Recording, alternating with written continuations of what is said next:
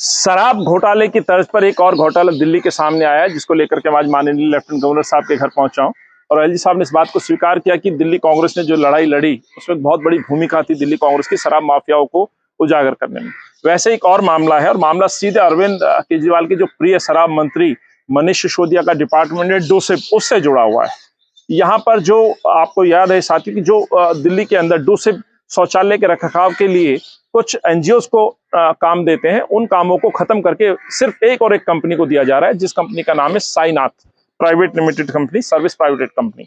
ये कंपनी भी 1 साल से काम कर रही थी, लेकिन इस कंपनी के रखरखाव और काम को देखते हुए सरकार नाखुश थी। सरकार ने ऑर्डर किए गए, ब्लैकलिस्ट किया गया, सरकार कोर्ट चली जाती है और सरकार ये कहते हुए कि भाई सरकार को आदेश होते हैं कि आप इनको पहले 100 कोज नोटिस दीजिए, एक रिलीफ ले लेते हैं। लेकिन ये साईनाथ सर्विस प्राइवेट लिमिटेड के जो डायरेक्टर्स हैं, ये मालिक के दरबार में जाते हैं और वहां जाकर के इतने नजदीक हो जाते हैं कि जो कंपनी कुछ टॉयलेट्स ब्लॉक नहीं संभाल पा रही थी, उसको पूरी दिल्ली का टेंडर दे दिया जाता है।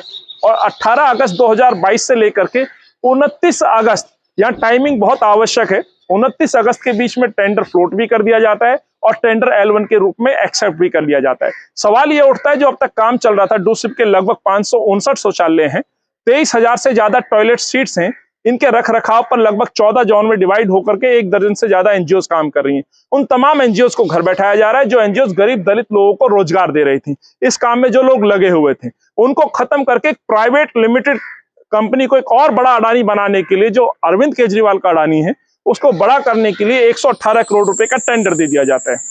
जो काम 42 करोड़ रुपए में हो रहा था, वो टेंडर 118 करोड़ रुपए। इसमें खामियां हैं टेंडर प्रोसेस की, इसमें खामियां हैं ब्लैक लिस्टेड कंपनियों को काम देने की, जिसको लेकर के आज हमने ये पूरी कंप्लेंट माननीय लेफ्टिनेंट गवर्नर साहब को दी है, तमाम साक्ष्यों के साथ दी है।